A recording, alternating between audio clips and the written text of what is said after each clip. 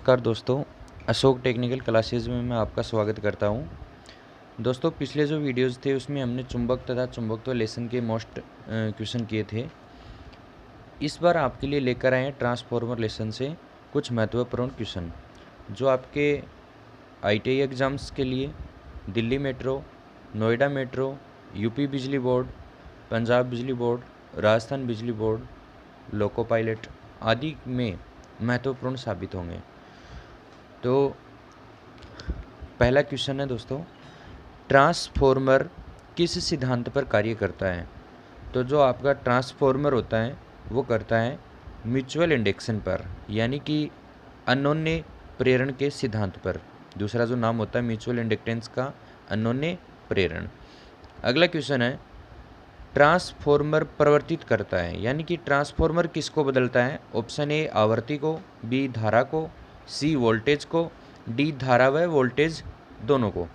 तो यानी कि जो ट्रांसफॉर्मर है वो आवृत्ति को तो नहीं बदलता है, तो वो धारा को भी बदलता है और वोल्टेज को भी बदलता है।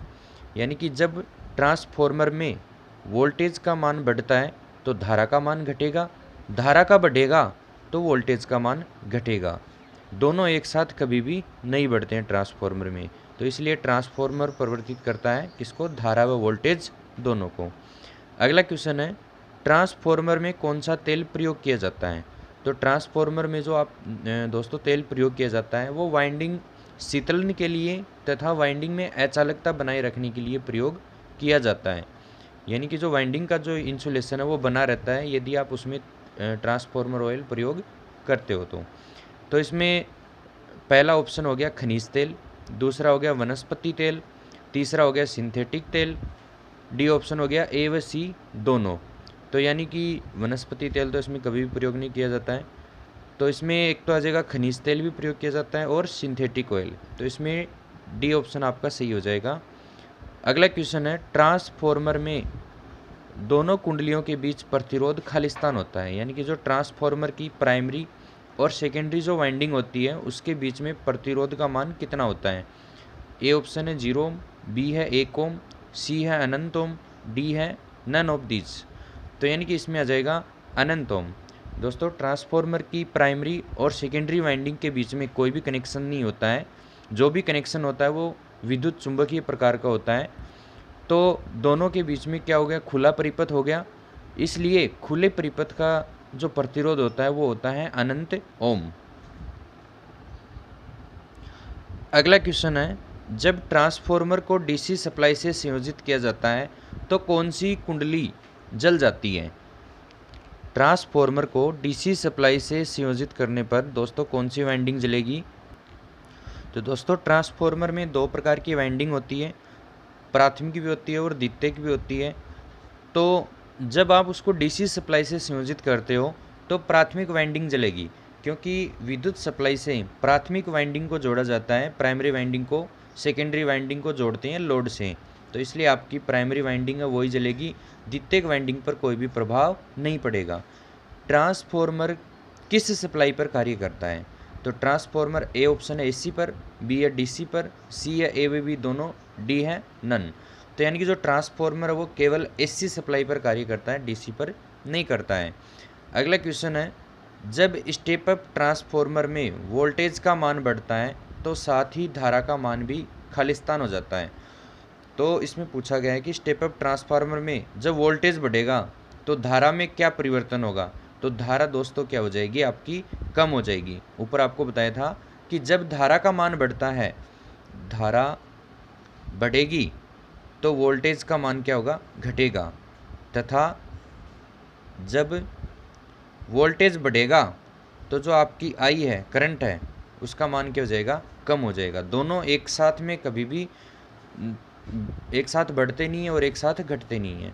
अगला क्वेश्चन है, ट्रांसफॉर्मर में इनपुट तथा आउटपुट के बीच खालिस्तान का कलांतर होता है, यानी कि जो इनपुट सप्लाई और आउटपुट होता है, इनपुट आप सप्लाई दे रहे हो, धारा दे रहे हो, आउटपुट दे रहे हो, तो उनके दोनों के बीच में जो कोण होता है वो होता है 180 डिग्री का।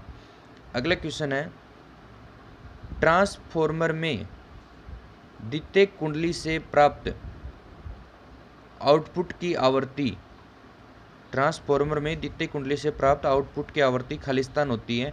तो यानी कि जो प्राइमरी आवृत्ति देते हो इसमें उससे पूछा गया उसकी तुलना में, यानी कि इनपुट में जो आपने आवृत्ति दी, फ्रीक्वेंसी दी, तो सेकेंडरी में फ्रीक्वेंसी में क्या बदलाव होगा। तो ए ऑप्शन है मूल आवृत्ति के तुल्य, बी है मूल आवृत्ति की दोगुनी, सी है मूल आवृत्ति की आधी, डी है नन ऑफ दीज।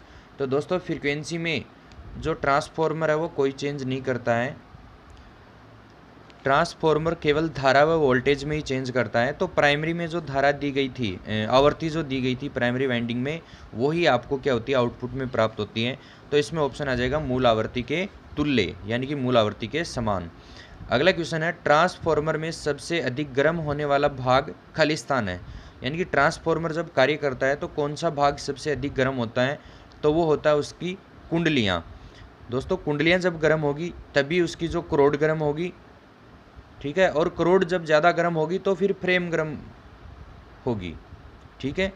और करोड़ गर्म होने से जो तेल होता है वो तेल भी क्या हो जाएगा, गर्म हो जाएगा। लेकिन तेल किस लिए प्रयोग किया जाता है, तेल कुंडलियों को शीतलित रखने के लिए ही प्रयोग किया जाता है। अगला क्वेश्चन है ट्रांसफॉर्मर में उत्पन्न होने वाला शोर खालिस्तान कहलाता है। जो ट्रांसफॉर्मर में जो शोर, कोई आवाज़ सुनाई देती है, उस आवाज़ को क्या कहते हैं, उसको कहते हैं हमिंग। दोस्तों एक क्वेश्चन बहुत बार पूछा जा चुका है, इसलिए आप इसको अच्छी तरह से याद कर लें। अगला क्वेश्चन है ट्रांसफॉर्मर की प्राइमरी तथा सेकेंडरी कुंडलियों का युग्मन होता है। तो यानी कि दोनों का जो संयोग है, कनेक्शन है, वो क्या होता है, विद्युतीय, बी दे रखा यांत्रिक, सी दे रखा चुंबकीय, डी दे रखा नन। तो यानी कि इनका जो कनेक्शन होता है प्राइमरी और सेकेंडरी वाइंडिंग का, वो चुंबकीय प्रकार से कनेक्शन होता है, ना तो विद्युत से जुड़ता है कनेक्शन उन दोनों का, और ना ही यांत्रिक प्रकार से जुड़ता है। तो वो जो जुड़ता है वो चुंबकीय प्रकार से इनका कनेक्शन जुड़ता है। चुंबकीय प्रेरण जो होता है, म्यूचुअल इंडक्शन, उसी के कारण एक कुंडली से दूसरी कुंडली में क्या होती है, विद्युत धारा प्रवाहित होती है, डायरेक्ट इनका कनेक्शन नहीं होता है। अगला क्वेश्चन है ट्रांसफॉर्मर में डीसी सप्लाई देने से क्या होगा। यदि आप ट्रांसफॉर्मर को डीसी सप्लाई देते हो तो उससे क्या फ़र्क पड़ेगा, तो एसी सप्लाई की भांति कार्य करेगा, ये तो नहीं हो सकता, क्योंकि ट्रांसफॉर्मर में आप डीसी दोगे तो क्या हो जाएगा, आपकी जो प्राइमरी वाइंडिंग है वो क्या हो जाएगी, जल जाएगी। बी ऑप्शन दे रखा है आउटपुट डीसी देगा, जब आप डीसी पर कार्य ही नहीं करेगा तो आउटपुट डीसी भी कहाँ से देगा, तो इसमें क्या आ जाएगा, ट्रांसफॉर्मर की कुंडली जल जाएगी। अगला क्वेश्चन दे रखा है सामान्यतः ट्रांसफॉर्मर की दक्षता कितनी होती है। तो दोस्तों जो जितनी भी वैद्युतिक मशीनें हैं तो उनके अंदर सबसे ज़्यादा जो दक्षता होती है वो होती है ट्रांसफॉर्मर की, क्योंकि ट्रांसफॉर्मर में केवल दो ही प्रकार की क्षति होती है, ताम्र क्षति तथा लोह क्षति, इसमें यांत्रिक क्षति नहीं होती है। इसी कारण ये अन्य मशीनों से सबसे अधिक दक्षता वाला होता है, तो इसकी दक्षता हो जाएगी 95 से 98%। अगला क्वेश्चन है ट्रांसफॉर्मर में कौन सी वाइंडिंग की जाती है। तो यानी कि ट्रांसफॉर्मर में जो वाइंडिंग करते हैं उसका क्या नाम है। ए ऑप्शन है प्राइमरी वाइंडिंग, बी दे रखा है सेकेंडरी वाइंडिंग, सी दे रखा है ए व बी दोनों, डी दे रखा है स्टार्टिंग व रनिंग। तो दोस्तों प्राइमरी वाइंडिंग भी की जाती है, सेकेंडरी भी की जाती है।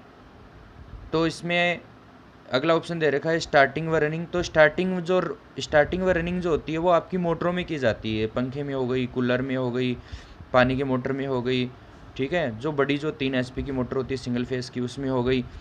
जबकि प्राइमरी और सेकेंडरी ये की जाती हैं ट्रांसफॉर्मर में। प्राइमरी में आप विद्युत सप्लाई से संयोजित करते हो, सेकेंडरी को आप लोड से संयोजित करते हो। तो इसमें ऑप्शन आ जाएगा ए व बी दोनों।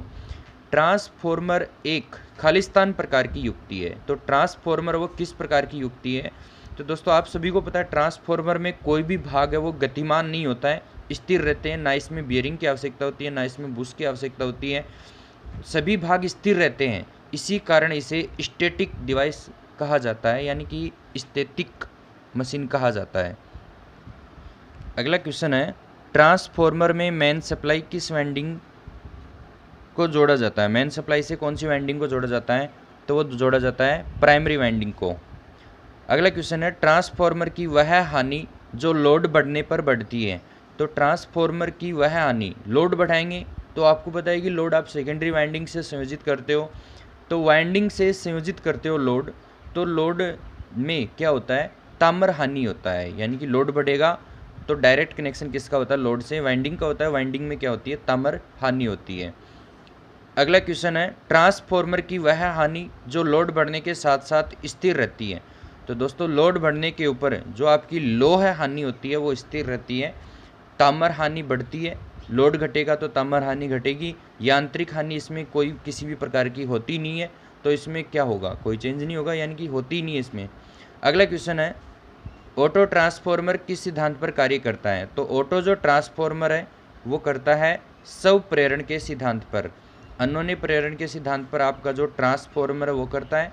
ऑटो ट्रांसफॉर्मर जिसमें केवल एक ही वाइंडिंग होती है वो करता है स्व प्रेरण के सिद्धांत पर। एक क्वेश्चन और पूछा जाता है दोस्तों ऑटो ट्रांसफॉर्मर के बारे में कि ऑटो ट्रांसफॉर्मर की प्राइमरी तथा सेकेंडरी वाइंडिंग के बीच में प्रतिरोध का मान कितना होता है। तो ऑटो ट्रांसफॉर्मर में वाइंडिंग एक होने के कारण प्राइमरी व सेकेंडरी वाइंडिंग के बीच का जो प्रतिरोध है वो लगभग 0 ओम होता है। ठीक है। अगला क्वेश्चन है, ट्रांसफॉर्मर में भंवर धारा क्षति यानी कि एडी करंट लॉस खालिस्तान होती है।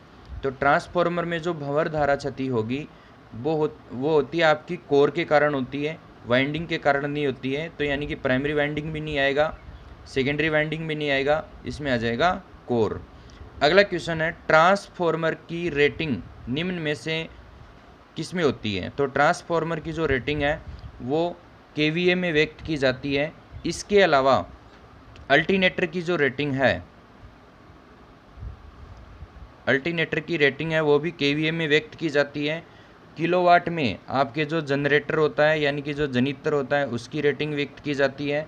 उसके बाद में KWH ये आपका हो गया यूनिट, यानी कि यूनिट एनर्जी मीटर, ऊर्जा मीटर की जो रीडिंग, ऊर्जा मीटर जो होता है, ठीक है, उसकी यूनिट को व्यक्त किया जाता है KWH में।